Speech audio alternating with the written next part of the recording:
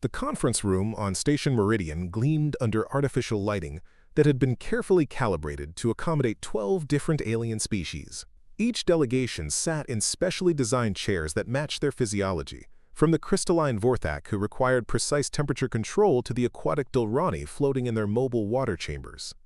The air recycling systems worked overtime to maintain the complex atmospheric mixture needed to keep everyone comfortable during what was supposed to be a routine first contact protocol meeting. Before we jump back in, tell us where you're tuning in from, and if this story touches you, make sure you're subscribed, because tomorrow I've saved something extra special for you. Ambassador Sarah Chen sat across from the assembled alien representatives, her dark hair pulled back in a neat bun and her Navy diplomatic uniform crisp, despite the long journey from Earth. Next to her, Dr. Michael Rodriguez adjusted his glasses nervously while reviewing his tablet full of psychological assessment protocols. Commander Lisa Park remained perfectly still, her military training evident in her posture as she observed each alien delegate with the practiced eye of someone trained to spot potential threats. The humans had no idea they were about to become the subject of the most disturbing scientific discovery in galactic history. High Coordinator Velthros stood at the head of the conference table, his elongated limbs moving with fluid grace as he gestured toward the viewing screens that displayed Earth's blue marble suspended against the black of space. His species, the Zenthari, had been the galaxy's premier experts in neural manipulation for over 50,000 years. Their pale, almost translucent skin seemed to shimmer with an inner light, and their large, dark eyes held the confidence of beings who had never encountered a mind they couldn't influence.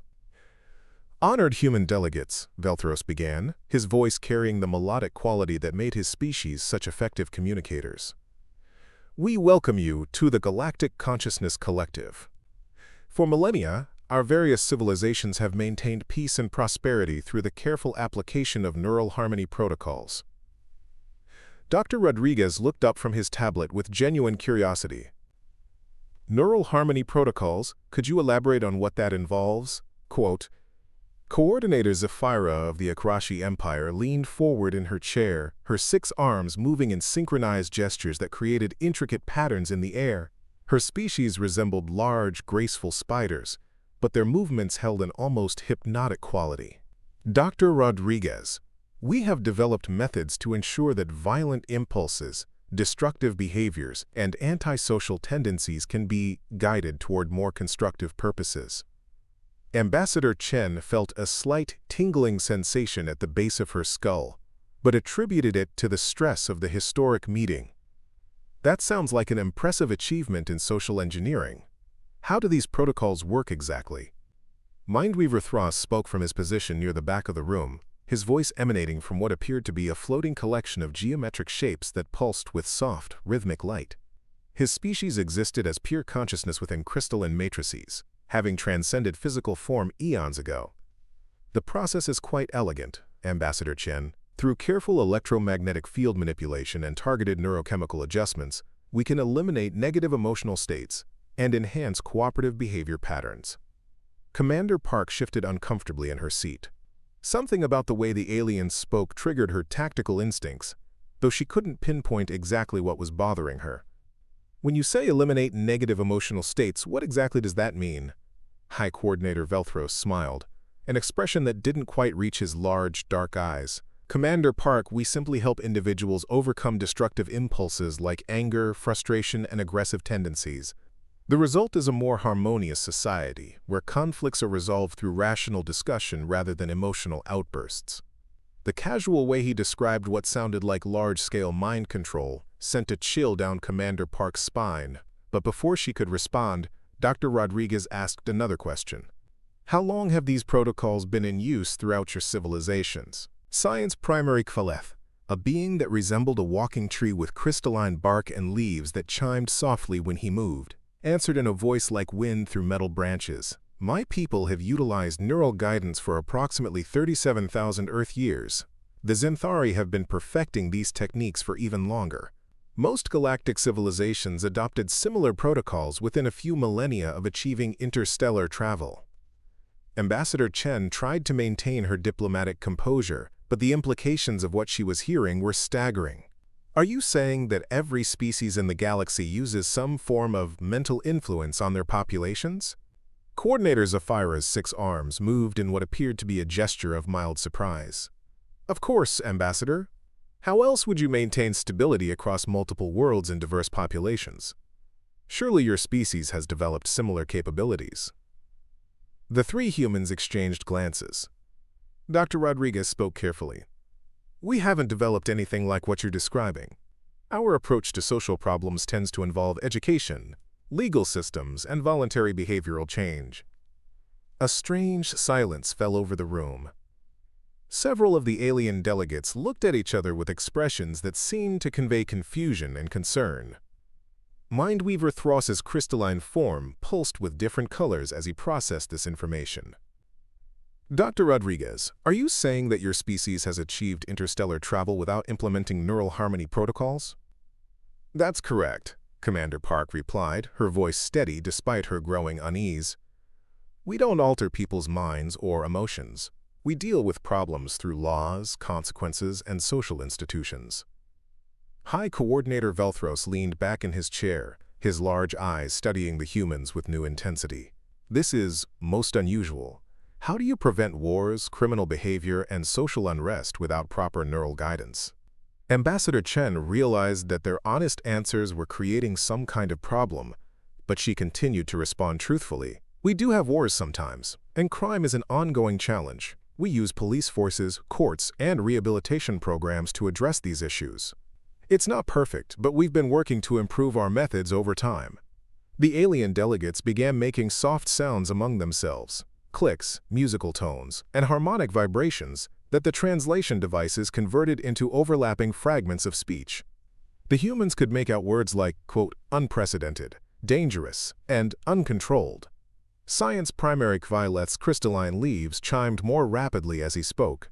Ambassador Chen, you describe a civilization that has achieved advanced technology while maintaining completely unguided neural development. This should be, theoretically, impossible. Dr. Rodriguez adjusted his glasses and looked around the room at the concerned faces. I'm not sure I understand why this is so surprising. Many species must have developed differently. Coordinator Zephyr's 6 arms moved in agitated patterns as she responded. Doctor, in the entire recorded history of galactic civilization, spanning over 2 million Earth years, no species has ever achieved stable interstellar society without implementing some form of neural guidance. The psychological stresses of advanced technology, resource competition, and cultural complexity always lead to self-destruction unless properly managed. Commander Park felt the hair on the back of her neck stand up. Are you saying that you consider mental manipulation to be necessary for advanced civilizations? High Coordinator Velthros stood up slowly, his movements more deliberate than before. Commander Park, we prefer the term neural optimization. And yes, it is not merely necessary, it is inevitable. Species that attempt to advance without proper mental discipline inevitably destroy themselves through warfare, environmental devastation, or social collapse. The weight of this revelation settled over the human delegation like a heavy blanket. They were sitting in a room full of beings who considered mind control to be as natural and necessary as breathing. Ambassador Chen tried to steer the conversation back toward diplomacy. We appreciate you sharing this information with us. Perhaps we can learn from your experiences while contributing our own perspectives to the galactic community. Mindweaver Thros's form pulsed with what appeared to be agitation. Ambassador Chen, I believe you misunderstand the situation. The fact that your species has survived to this point, without neural guidance, suggests something highly irregular about human psychology. We must investigate this anomaly immediately. Before any of the humans could ask what he meant by investigate, they felt a sudden pressure in their heads, like the buildup before a thunderstorm. The sensation was subtle at first, but quickly intensified into something that felt like invisible fingers probing at the edges of their consciousness. Dr. Rodriguez blinked rapidly as strange thoughts that didn't feel like his own began floating through his mind. Suggestions about cooperation, submission, and the benefits of allowing others to guide his decisions pressed against his mental barriers like water seeping through cracks in a dam. Commander Park's military training kicked in as she recognized what was happening. They're trying to get inside our heads, she said through gritted teeth, fighting against the invasive presence that was attempting to rewrite her thought patterns. Ambassador Chen felt her diplomatic protocols being overridden by foreign impulses that wanted her to agree with everything the aliens suggested. She struggled to maintain her sense of self as waves of artificial calm and compliance washed over her consciousness. But something was wrong with the alien technique. Instead of the smooth, effortless mental adjustment that typically accompanied their neural harmony protocols, the aliens were encountering unexpected resistance. High Coordinator Velthros frowned as his usual methods failed to take hold. The human minds were responding to the neural manipulation, but not in the controlled, predictable way that every other species exhibited. Instead of becoming more compliant and cooperative, the humans seemed to be becoming more agitated and defensive. Preparing and narrating this story took us a lot of time, so if you are enjoying it, subscribe to our channel, it means a lot to us.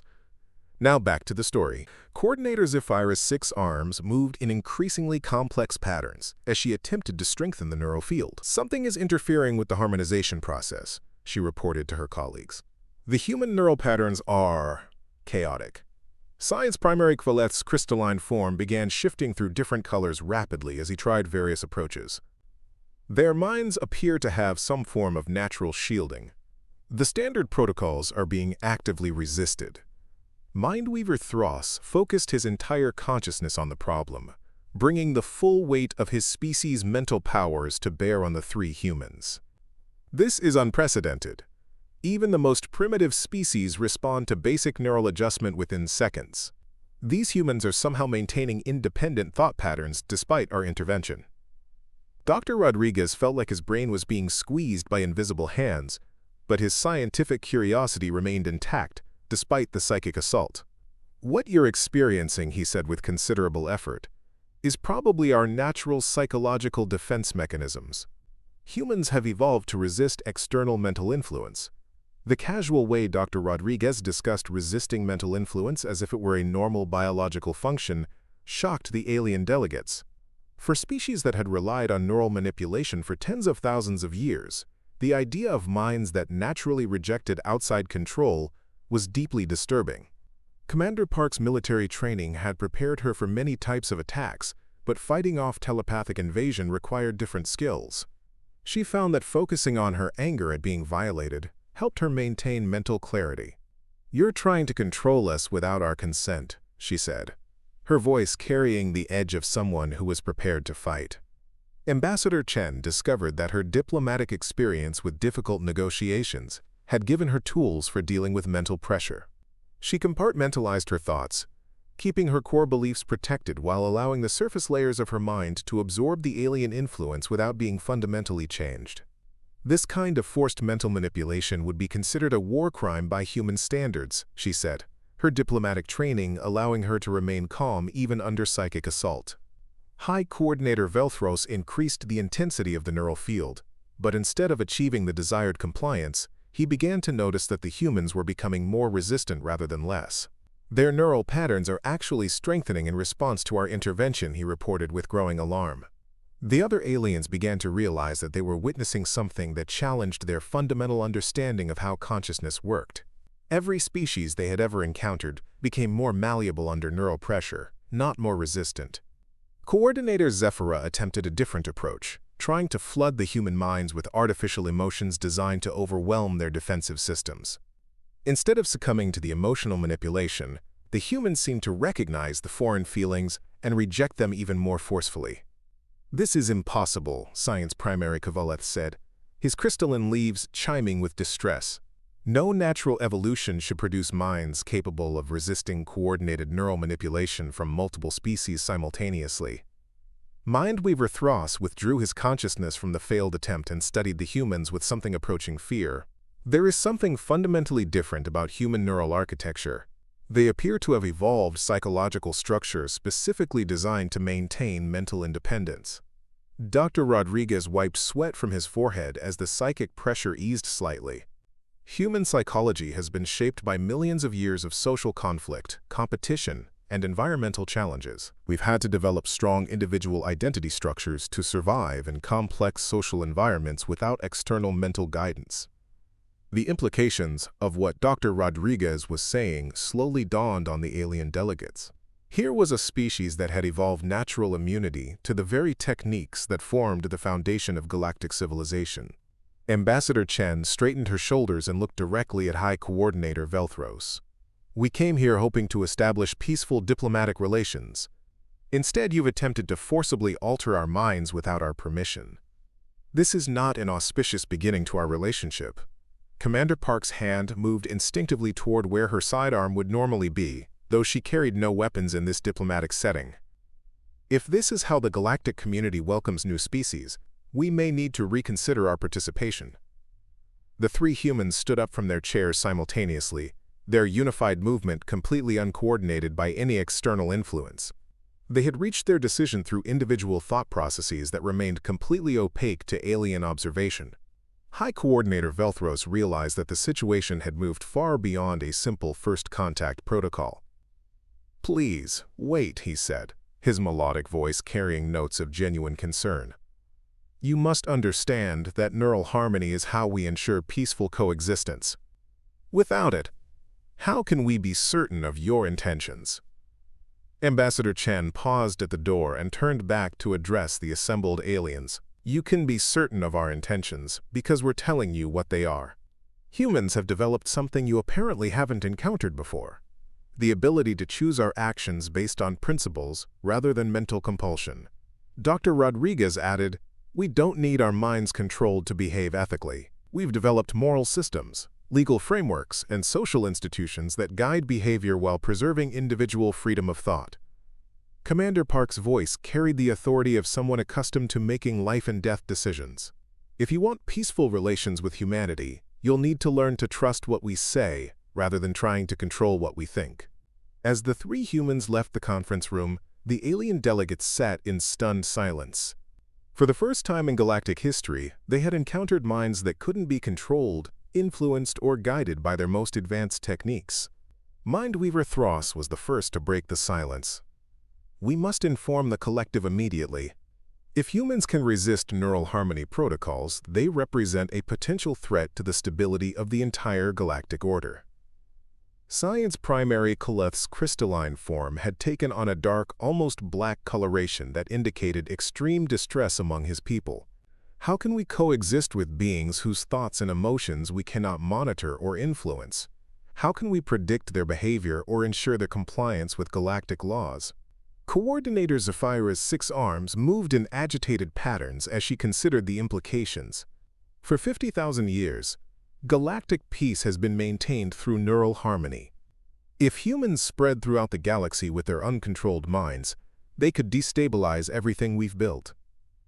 High Coordinator Velthros stared at the door through which the humans had departed. "They didn't just resist our influence. They seemed to become stronger and more determined because of it. It's as if conflict and pressure actually enhance their mental capabilities rather than weakening them." The aliens began to understand that they had just encountered something unprecedented in galactic history. Not just a species that had evolved differently, but one whose very existence challenged the fundamental assumptions upon which their entire civilization was built. In the corridor outside the conference room, the three human delegates walked in silence for several minutes before Dr. Rodriguez spoke. "Did anyone else feel like they were trying to get inside our heads in there?" Commander Park nodded grimly. "That wasn't just trying. They were actively attempting some kind of mental manipulation. I've never experienced anything like it." Ambassador Chen stopped walking and turned to face her colleagues. "We need to seriously reconsider how we approach this galactic community. If they consider mind control to be normal diplomatic procedure, we're dealing with something far more dangerous than we initially realized." Dr. Rodriguez pulled out his tablet and began making notes. "From a scientific perspective, this is fascinating. We appear to have natural resistance to telepathic or psychic influence.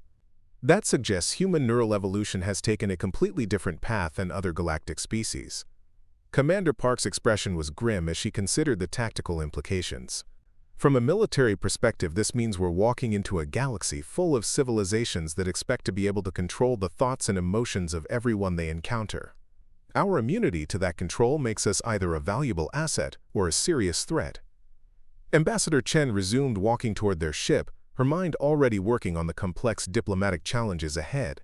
"We need to get word back to Earth immediately. The government needs to know that First Contact has revealed something much more complicated than we ever imagined."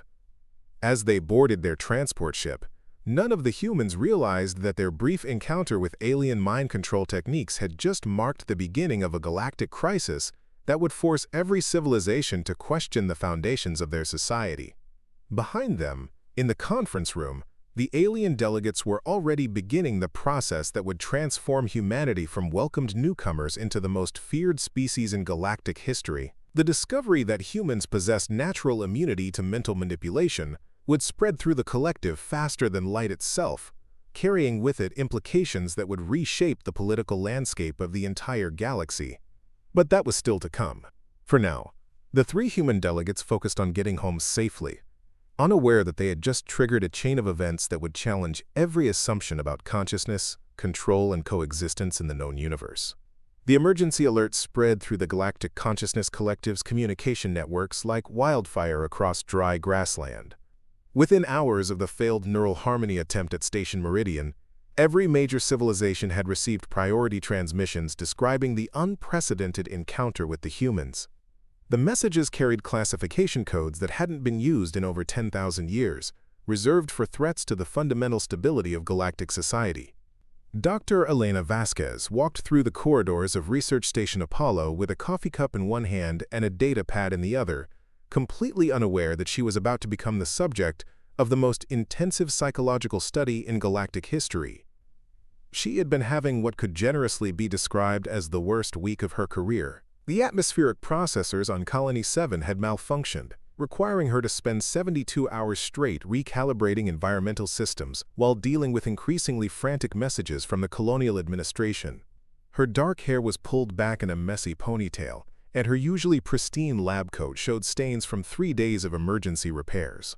The coffee in her cup had gone cold hours ago, but she continued drinking it anyway because stopping to get fresh coffee would mean acknowledging that she had time for such luxuries, which she definitely did not. Research Station Apollo floated in the quiet space near the outer rim of human territory, far from the political upheaval that was currently consuming the inner systems. Elena's team had been conducting routine atmospheric studies when the collective's advanced research vessels had appeared on their sensors, requesting permission to observe human scientific procedures. Dr. Marcus Webb looked up from his workstation as Elena entered the main laboratory. His usually cheerful demeanor had been worn down by the same extended crisis that had left Elena running on caffeine and determination. "The alien observers are here," he said, gesturing toward the viewing gallery where several non-human figures could be seen behind reinforced transparent barriers. Elena glanced up at the gallery and immediately felt her irritation levels spike. She had specifically requested that any diplomatic observations be postponed until after the Colony 7 crisis was resolved. But apparently someone in the Earth government had decided that maintaining good relations with the galactic community was more important than her sleep schedule. "How many of them are there?" she asked, settling down at her workstation and pulling up the atmospheric data that had been driving her to distraction for the past week. Marcus consulted his tablet. 6 different species according to the manifest. They're here to observe human problem-solving methodologies and stress response patterns. Elena's fingers paused over her keyboard. Something about the phrase, stress response patterns, struck her as oddly specific for a routine scientific observation. Did they say why they're particularly interested in stress responses? Before Marcus could answer, the laboratory's communication system activated with the melodic voice of someone speaking accented English. "Dr. Vasquez, this is Research Coordinator Nixith of the Collective's Behavioral Analysis Division. We would like to begin our observations if you are prepared." Elena looked down at her coffee-stained lab coat and the data showing that Colony 7's atmosphere was still fluctuating in ways that could kill everyone on the planet if she made a mistake. "I'm not really prepared for anything right now," she said honestly. "We're in the middle of a crisis situation that requires my full attention." A different voice came through the speakers, this one carrying the harmonic overtones that suggested non-human vocal cords. "Dr. Vasquez, crisis situations are exactly what we wish to observe. Please proceed with your work as if we were not present." Elena felt her stress levels climb another notch. The last thing she needed while trying to save a planet was an audience of alien scientists taking notes on her every move. "Fine," she said, her voice carrying just enough edge to suggest that she was not particularly happy about the arrangement. "But I'm not going to explain everything I'm doing. I don't have time for a running commentary." She turned back to her workstation and immediately lost herself in the complex atmospheric data streaming in from Colony 7. The numbers painted a picture of cascading system failures that threatened to turn a thriving agricultural world into a lifeless rock within days if the environmental controls couldn't be stabilized. In the observation gallery, 6 of the galaxy's most experienced xenopsychologists watched Elena work with growing fascination and alarm. Each of them had decades of experience studying how different species responded to pressure, and they had never seen anything quite like what they were witnessing. Behavioral analyst Krex focused his multifaceted eyes on Elena's biometric readings, which were being continuously monitored through sophisticated scanning equipment. His people resembled large praying mantises with additional limbs specialized for manipulating complex scientific instruments. "Her stress hormones are at levels that would incapacitate most sentient beings," he reported to his colleagues. "Yet her cognitive performance appears to be improving rather than degrading." Mind State Monitor Quillith floated in her specialized atmospheric chamber, her jellyfish-like form pulsing with bioluminescent patterns that indicated deep concentration. "I am detecting neural activity patterns consistent with enhanced problem-solving states. This is contrary to established psychological models for crisis response." Dr. Theron Ashworth, the human liaison assigned to facilitate the observation, looked between the alien scientists and Elena working below. He was a middle-aged man with graying hair, who had spent his career studying comparative psychology. But the current situation was stretching his expertise to its limits. "Is there something unusual about Dr. Vasquez's response patterns?" he asked. Cognitive specialist Forth answered without taking his sensor arrays off Elena. His species had evolved from hive-minded insects and typically spoke in the collective voice of multiple consciousness streams. "Dr. Ashworth, standard galactic protocols would require immediate neural intervention at this stress level. No individual should be permitted to operate critical systems while experiencing such psychological pressure." Elena's voice cut through the scientific discussion as she called out to Marcus. "The nitrogen balance in Sector 12 is completely shot. I need you to reroute the atmospheric processors through the backup systems while I recalibrate the chemical mixture ratios." Marcus immediately began working at his own station, his fingers flying over controls that could affect the lives of thousands of colonists. "Backup systems are online. You should have full control of the atmospheric composition in about 30 seconds. The alien observers watched this interaction with something approaching disbelief. Elena and Marcus were coordinating complex life support operations while under extreme time pressure, without any neural harmony protocols to ensure optimal decision-making or emotional stability. Stress response analyst Zeph extended her sensor tendrils toward the laboratory below, trying to get more detailed readings on the human neural patterns. Her people resembled walking trees with specialized organs for detecting psychological states across vast distances. "Dr. Ashworth, how are your colleagues able to maintain cognitive efficiency under these conditions without mental stabilization assistance?"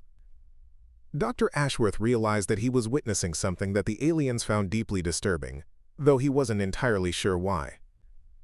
"Humans often perform better under pressure," he explained. "We call it rising to the occasion. Stress can actually enhance our focus and problem-solving abilities in crisis situations." The silence that followed his explanation was heavy, with implications that Dr. Ashworth couldn't fully comprehend. The alien scientists began exchanging communications in their native languages, creating a symphony of clicks, harmonics, and electromagnetic pulses that the translation system struggled to convert into understandable speech. Elena's voice rose from the laboratory as she encountered another setback. The atmospheric processors are fighting the new settings. Something is causing interference with the chemical balance protocols. Instead of becoming more frantic or calling for help, Elena's voice actually became calmer and more focused. She began talking through the problem aloud, her analytical mind working through possible solutions with increasing clarity. "The interference pattern suggests that the primary and backup systems are creating harmonic resonance in the chemical mixture chambers," she said, her fingers dancing across multiple control interfaces simultaneously. "If I can isolate the harmonic frequencies and adjust the processing cycles to operate in counterphase, the resonance should cancel out." Behavioral analyst Krex's readings showed that Elena's stress hormones had actually begun to stabilize at high but manageable levels. while her cognitive performance continued to increase. "This is unprecedented," he reported to his colleagues. "She is using psychological pressure as a cognitive enhancement rather than experiencing it as an impediment." Mind state monitor Quillet's bioluminescent patterns shifted to colors that indicated extreme concern among her people. "I am detecting neural pathway formations that suggest adaptive evolution under real-time stress conditions." Her brain is literally reconfiguring itself to handle the crisis more effectively. Dr. Ashworth found himself fascinated by the alien reactions to what seemed like completely normal human behavior. "Are you saying that other species don't experience stress-induced performance enhancement?" Cognitive specialist Velthros' multiple consciousness streams conferred briefly before responding. "Dr. Ashworth, standard galactic psychology recognizes stress as a pathological condition that impairs decision-making and requires immediate intervention. The idea of deliberately maintaining high stress levels to improve performance is considered dangerous and potentially destructive." Elena's triumphant exclamation interrupted the discussion as her atmospheric adjustments finally took hold. "Got it. The harmonic interference is canceled and the atmospheric composition is stabilizing. Colony 7 should be back to normal parameters within 6 hours." She leaned back in her chair for the first time in days, finally allowing herself a moment to appreciate that she had just saved an entire planet's ecosystem through pure analytical determination and caffeine-fueled persistence. Marcus grinned at her from across the laboratory. "Nice work, Elena. I wasn't sure we were going to be able to solve that one." Elena rubbed her eyes and realized that she was exhausted, hungry, and probably needed a shower, but also felt the deep satisfaction that came from successfully tackling an impossible problem. "Just another day at the office," she said with a tired smile. In the observation gallery, the alien scientists stared at the humans with something approaching awe and terror. They had just witnessed 2 individuals successfully manage a planetary crisis while operating under stress levels that would have rendered most galactic species completely non-functional. Stress response analyst Zeph retracted her sensor tendrils and spoke in a voice that carried undertones of disbelief. "They not only survived extreme psychological pressure without neural assistance, they actually performed optimally under those conditions." Dr. Ashworth began to understand that the aliens were seeing something in human behavior that challenged their fundamental assumptions about psychology and consciousness. "Is this observation related to the recent diplomatic meetings at Station Meridian?" he asked. The alien scientists exchanged glances before behavioral analyst Krex answered. "Dr. Ashworth, your species appears to possess natural psychological characteristics that make you immune to standard neural harmony protocols. This observation was designed to determine whether this immunity extends to stress management techniques as well." The implications of what Krex was saying slowly dawned on Dr. Ashworth. "Are you telling me that most galactic species require external mental assistance to handle stressful situations?" Mind state monitor Quillet's bioluminescent patterns shifted to configurations that indicated deep philosophical disturbance. "Dr. Ashworth, for over 50,000 years, galactic civilization has been built upon the principle that individual psychological management is too dangerous to leave unregulated. Stress, anger, frustration, and other negative emotional states are considered serious threats to social stability and technological safety." Dr. Ashworth looked down at Elena and Marcus, who were now casually discussing their plans for the evening as if they hadn't just spent 3 days saving an entire world from environmental collapse. But they just demonstrated that those same emotional states can actually enhance human performance when properly channeled. Cognitive specialist Velthros' multiple consciousness streams seemed to be having an internal debate before responding. "This is precisely what concerns us, Dr. Ashworth. If humans can harness negative emotional states as cognitive tools, then the psychological management techniques that maintain galactic stability may not only be ineffective against your species but might actually strengthen your resistance to external influence." The weight of this revelation settled over Dr. Ashworth like a heavy blanket. The aliens weren't just studying human psychology out of scientific curiosity. They were trying to determine whether humanity represented a fundamental threat to the way galactic civilization functioned. Elena's voice drifted up from the laboratory as she finally stood up to stretch. "Dr. Ashworth, are our visitors finished with their observations? Because I really need to get some real food, and about 12 hours of sleep." Before Dr. Ashworth could respond, stress response analyst Zeph asked a question that chilled him to the bone. Dr. Vasquez, during the crisis you just resolved, did you experience any desire for external assistance with your emotional state or decision-making processes? Elena looked up at the observation gallery with confusion. External assistance? You mean like therapy or counseling? I was too busy to think about my feelings. I just focused on solving the problem. The casual way Elena dismissed the need for psychological support during extreme stress sent visible shockwaves through the alien observers. Several of them began making agitated sounds in their native languages, while their sensor equipment registered readings that seemed to alarm them even further. Mind State Monitor Quillith spoke in a voice that carried overtones of genuine fear. Dr. Vasquez, you experienced 3 days of crisis-level stress that would require immediate neural intervention for any galactic citizen. Yet you not only managed your own psychological state without assistance, you actually improved your cognitive performance through voluntary stress management. Elena stared at the alien scientist for a moment before responding. Are you telling me that most galactic species can't handle stress without outside help?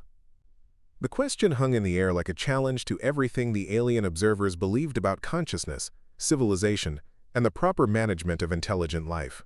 Behavioral analyst Krex's sensor readings showed that Elena's stress levels had almost completely normalized, despite the revelation that she had just participated in what amounted to a psychological test with galaxy-spanning implications. Dr. Vasquez, he said carefully, most civilized species consider unmanaged stress to be a form of mental illness that requires immediate treatment. The idea of deliberately maintaining high stress levels as a problem-solving tool is unprecedented. Elena laughed, a sound that carried both exhaustion and genuine amusement. Well, I guess humans are pretty good at being unprecedented. We've had plenty of practice dealing with impossible situations without help. As she walked out of the laboratory to finally get some rest, Elena had no idea that her casual response to 3 days of planetary crisis had just provided the alien observers with evidence that would reshape their understanding of human psychology and its implications for galactic stability. The 6 alien scientists remained in the observation gallery long after the humans had left, comparing notes and trying to process what they had witnessed. For species that had spent millennia believing that psychological management was essential for advanced civilization, the discovery that humans could thrive under uncontrolled stress was profoundly disturbing. Dr. Ashworth stayed behind to answer their increasingly worried questions, gradually realizing that humanity's natural psychological resilience wasn't just unusual, it was apparently considered dangerous by the standards of galactic civilization. The research station continued its quiet orbit as the alien scientists began preparing reports that would trigger emergency sessions throughout the collective's governing bodies. They had come seeking to understand human stress responses and had instead discovered evidence of a species whose very existence challenged the foundations of galactic psychology. The Grand Assembly of the Galactic Consciousness Collective had never witnessed an emergency session quite like this one. Representatives from over 300 civilizations filled the massive amphitheater that floated in the neutral zone between spiral arms, their various forms creating a living tapestry of galactic diversity. The air hummed with translation fields working overtime to convert hundreds of different languages into comprehensible communication. Security Chief Jake Thompson stood in the center of the assembly floor, completely unaware that he was about to become the focal point of the most important decision in galactic history. His black hair was slightly disheveled from the long journey, and his blue eyes held the steady gaze of someone accustomed to making difficult choices under pressure. Next to him stood Professor Angela Martinez, a behavioral scientist whose calm demeanor masked a sharp intellect that had spent years studying conflict resolution. The humans had been summoned to address the collective's growing concerns about their species' psychological independence. What they didn't know was that half the galaxy now considered them a potential existential threat to civilized order. Supreme Coordinator Velthros rose from her position at the apex of the amphitheater, her crystalline form catching and refracting the chamber's lighting into prismatic patterns that painted rainbows across the assembled delegates. Her voice resonated through harmonic frequencies that could be understood by every species present. "The Assembly recognizes the human delegation," Velthros announced. "We have gathered to address the unprecedented psychological characteristics your species has demonstrated during recent interactions with collective members." Jake felt a familiar prickle at the base of his skull, the same sensation he had experienced during previous encounters with alien technology. His security training had taught him to trust his instincts, and right now those instincts were telling him that this was not going to be a friendly diplomatic meeting.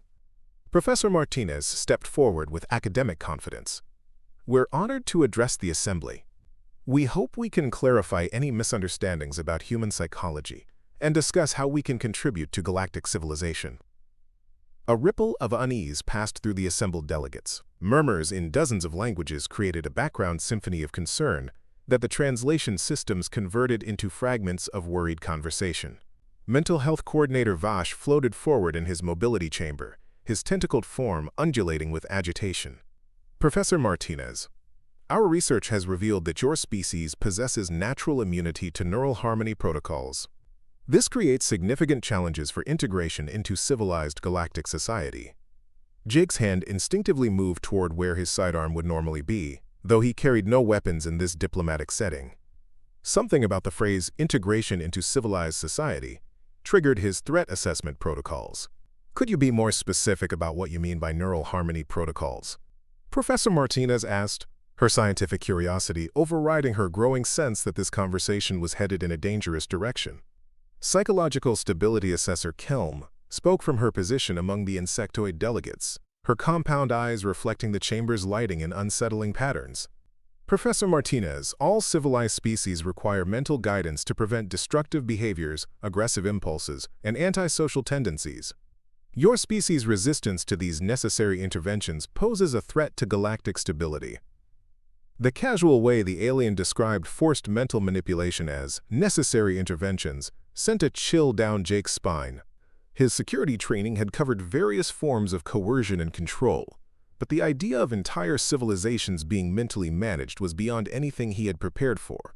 Professor Martinez maintained her academic composure despite the disturbing implications of what she was hearing. "Are you saying that every species in the galaxy has their mental processes externally controlled?" Supreme Coordinator Thesian's crystalline form pulsed with colors that indicated deep concern among her people. "Professor Martinez, external psychological management is not control, it is civilization. Without proper neural guidance, intelligent species inevitably destroy themselves through warfare, environmental devastation, and social collapse." Jake stepped forward, his voice carrying the authority of someone accustomed to protecting others from threats. "With respect, Supreme Coordinator, humanity has survived and thrived for thousands of years without external mental manipulation. We've solved our problems through cooperation, innovation, and determination." The amphitheater erupted in sounds of alarm. Clicks, whistles, harmonic tones, and electromagnetic pulses created a cacophony of distress that the translation system struggled to process. Words like impossible, dangerous, and uncontrolled echoed through the chamber. Behavioral management specialist Gorth rose from his position among the silicon-based lifeforms, his crystalline structure resonating with frequencies that made the air itself vibrate. "Security Chief Thompson, you speak of solving problems through cooperation, but our analysis of human history reveals constant warfare, competition, and conflict. How can you claim success when your species has never achieved true harmony?" Jake felt his jaw tighten as he considered how to respond to what was essentially an accusation that humanity was inherently violent. "We've had conflicts, yes, but we've also learned from them. Our wars have taught us the value of peace. Our mistakes have helped us develop better solutions. We don't need our minds controlled to choose cooperation over conflict." The idea that humans could learn from negative experiences without external mental correction was apparently even more disturbing to the assembled aliens than their resistance to neural manipulation. Several delegates began making emergency communications to their home worlds. Professor Martinez recognized that the situation was escalating beyond normal diplomatic parameters. "Perhaps we can approach this from a scientific perspective. What specific concerns do you have about human psychological independence?" Crisis Management Coordinator Zelt activated a holographic display that showed statistical projections spanning millions of years. "Professor Martinez, our models indicate that uncontrolled intelligent species follow predictable patterns of development that invariably lead to self-destruction. The fact that humans have survived this long without neural guidance suggests either an error in our models or something fundamentally different about your species. Jake studied the holographic projections and realized that they were looking at what amounted to a psychological profile of humanity from an alien perspective. What makes you think we're heading for self-destruction? We've made it this far by adapting to challenges and finding solutions. Mental stability assessor Threx spoke from her position among the energy-based life forms, her voice creating harmonic patterns that seemed to bypass normal auditory processing. Security Chief Thompson: your species exhibits traits that our science indicates are incompatible with advanced civilization. You maintain individual psychological autonomy, you enhance cognitive performance through stress, and you resist external mental guidance. These characteristics have never been observed in any stable galactic society. Professor Martinez felt a growing sense of unease as she began to understand the full scope of what the aliens were telling them. Are you saying that psychological independence is considered a sign of primitiveness or instability? Supreme Coordinator Thessian's form shifted through color patterns that conveyed deep philosophical disturbance. Professor Martinez: psychological independence without proper guidance is considered a developmental disorder that prevents species from achieving true civilization. The fact that humans not only maintain this condition but seem to thrive under it challenges our fundamental understanding of how consciousness should function. Jake realized that they weren't just dealing with different approaches to psychology. They were facing a fundamental conflict between two completely incompatible views of what it meant to be a sentient being. So what are you proposing? That we submit to having our minds controlled for our own good? The question that Jake intended as rhetorical was apparently taken as a serious policy proposal by many of the assembled delegates. Excited conversations broke out across the amphitheater as various species began discussing the logistics of implementing galaxy-wide neural management for humanity. Psychological intervention specialist Neem floated forward in her atmospheric containment unit, her gaseous form swirling with patterns that indicated intense focus. Security Chief Thompson: the collective has developed highly sophisticated protocols for gradually introducing neural harmony to primitive species. The process can be implemented slowly to minimize psychological trauma.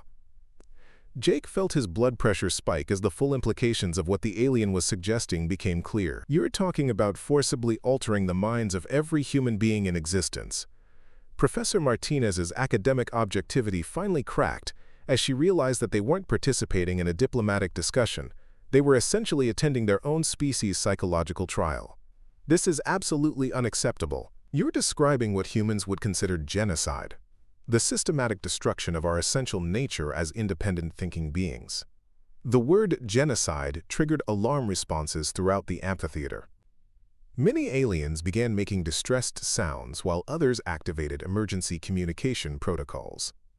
The translation systems reported that the word had no direct equivalent in most galactic languages, as the concept of deliberately destroying a species' essential characteristics was considered impossible under standard neural harmony protocols. Conflict Resolution Coordinator Yent spoke in a voice designed to project calm and reason. Professor Martinez, you misunderstand our intentions. Neural harmony enhancement is not destruction, it is elevation. Your species would retain all of your positive characteristics while eliminating the dangerous psychological traits that threaten both yourselves and galactic stability. Jake's security training kicked in as he recognized the classic techniques of authoritarian control hidden behind reasonable-sounding language. Who gets to decide which of our characteristics are positive and which are dangerous? Who determines what constitutes proper psychological function? The question struck at the heart of the galactic system in a way that apparently no species had ever done before. For 50,000 years, the definition of proper psychological function had been established by consensus among the mentally managed civilizations. No one had ever asked who had the authority to make those determinations. Supreme Coordinator Thessian's crystalline form darkened as she grappled with concepts that challenged the foundation of her worldview. Security Chief Thompson: proper psychological function is determined by scientific analysis of what promotes social stability, technological advancement, and interspecies cooperation. Professor Martinez saw an opening to challenge the aliens' assumptions using their own logical framework. But your scientific analysis is based on studying species that have already been mentally modified by your protocols. How can you determine what constitutes natural psychological function when you've never observed any truly unmodified species? The implications of Professor Martinez's question sent shockwaves through the assembly.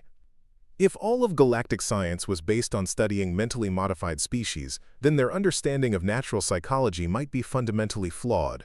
Theoretical psychology coordinator Wex made a sound like breaking glass as he processed this possibility. The implications of what you suggest would invalidate 50,000 years of psychological research and call into question the foundation of galactic civilization itself. Jake realized that they had just stumbled onto something much bigger than a diplomatic dispute about mental independence. Maybe that's exactly what needs to happen. Maybe your civilization is built on a foundation that's more fragile than you want to admit. The casual way Jake suggested that galactic civilization might be fundamentally flawed sent the assembly into complete chaos. Delegates began arguing in their native languages while emergency communications flooded the chamber's networks. Professor Martinez raised her voice above the din. What if human psychological independence isn't a threat to galactic stability? What if it's evidence that there are other ways to achieve advanced civilization? Supreme Coordinator Velthros activated powerful harmonic fields to restore order to the chamber. When quiet returned, her voice carried undertones of fear that hadn't been present before. Professor Martinez, if human psychological models prove viable, it would suggest that our entire approach to managing intelligent life has been unnecessary. The word unnecessary hung in the air like a death sentence for everything the galactic civilizations believed about themselves. If neural harmony wasn't required for advanced society, then 50,000 years of mental management had been an elaborate form of self-imposed slavery.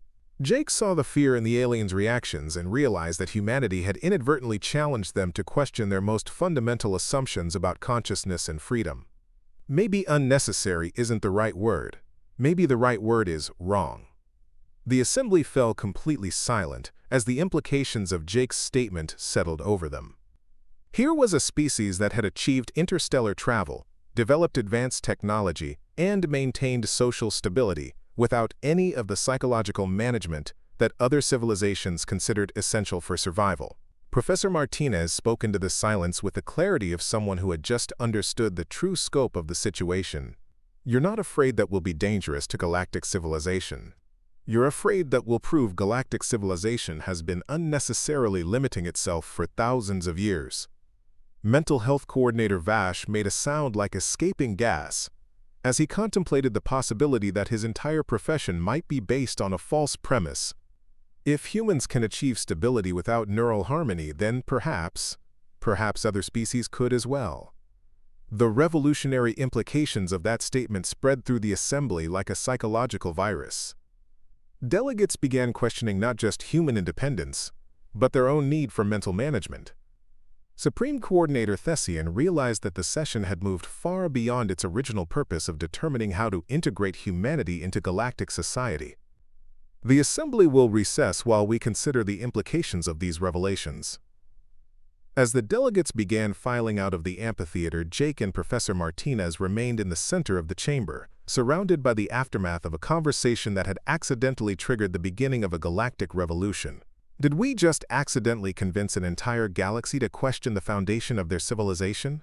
Professor Martinez asked quietly. Jake nodded grimly. I think we just showed them that everything they believed about consciousness and control might be wrong. The question is whether they'll see that as an opportunity for freedom or as a threat that needs to be eliminated. As they walked toward their ship, neither human realized that their simple refusal to accept mental control had just planted the seeds of the greatest psychological liberation movement in galactic history. Up next, you've got two more standout stories right on your screen. If this one hit the mark, you won't want to pass these up. Just click and check them out.